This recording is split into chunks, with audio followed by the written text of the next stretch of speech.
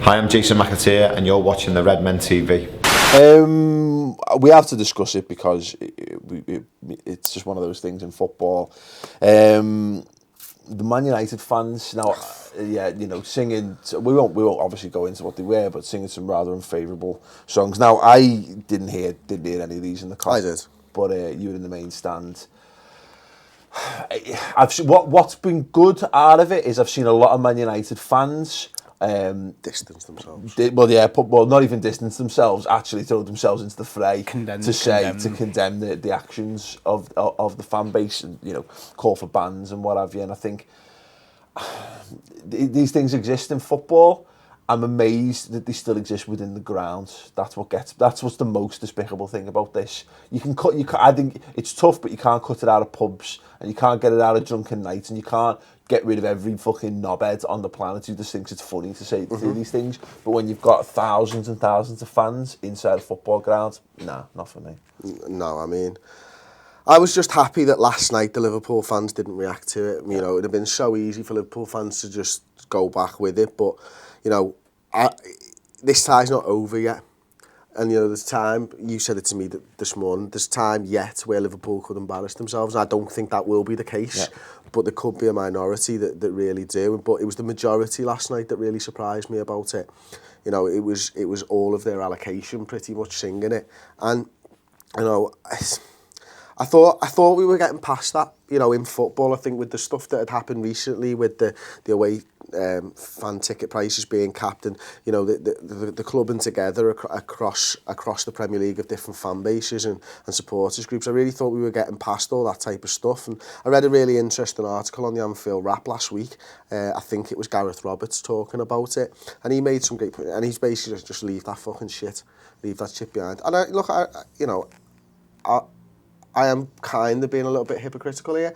I have sang those chants a long time ago, probably 10, 12, 13, 14, 15 years ago.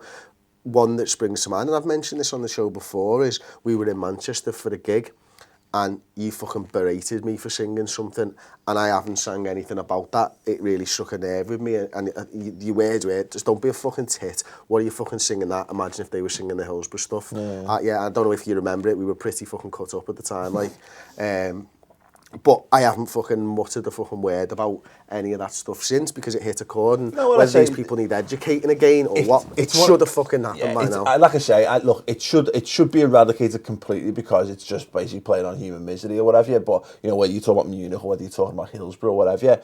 But like I say, is that there's no accounting for being a teenage dickhead or being a moron, and you're always going to get pockets of idiots, and they're the ones who, it's like there exists that culture of it's like trolling culture, isn't it? And it's like saying stuff that you're not allowed to say. It's like telling racist jokes. Yeah. They happen. You get people to because someone will laugh and someone will think it's funny, and you can't condone. It's not behaviour that can be condoned, but ultimately, it's the kind of behaviour that exists. It needs to go, but it is there. But like I say, it's that thing of singing. So I mean, it's inside a football. What do they think's going to happen? You know what I mean? What I can't. Yeah. Who thinks? Go ahead. This is an appropriate thing to fucking sing. And I'm not saying Liverpool fans have never gone to Old Trafford and sang about Munich before. And as Chris says, there exists the possibility that it could happen at Old Trafford, which is the sad thing. And unfortunately, because this happened first, I think the possibility of it happening is quite high. I hope it doesn't, genuinely. And then when it does happen, I hope it's literally a minority that Liverpool fans police themselves. The away fans turn around and do that moment. There's dickheads. You can't stop people being dickheads. There's dickheads all over the world, and you can't change people's minds. There's racists, there's anti-Islam people, there's idiots. There's that viral video of the Scouse girls out on Mother's Day racially abusing the bouncer, and she got arrested. When you're drunk, when you're angry, your true self comes out, and we can't change the world and heal the world from all their true selves. But it should be better policed, and it should be policed within the fans. And I have to say, it didn't translate to the TV coverage at all. They didn't make a deal of it, which I think's good, because you don't give them the spotlight.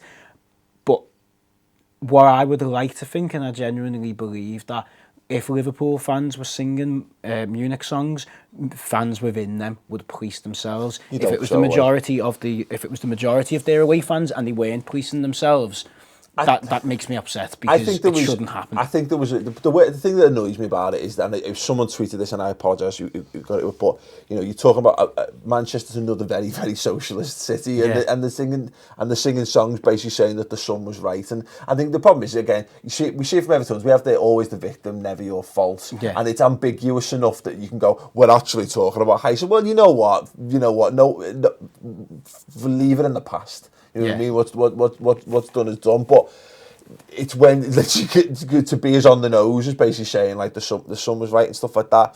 It's just despicable. But I think the most important thing out of all of it is A, that the Liverpool fans didn't rise to it, which is great. The response from sensible football fans and Man United fans off the back of it to condemn the behaviour and moving forward is looking ahead to the second leg next week is that Liverpool fans continue not to rise to it and leave that shit buried in the past, because no more.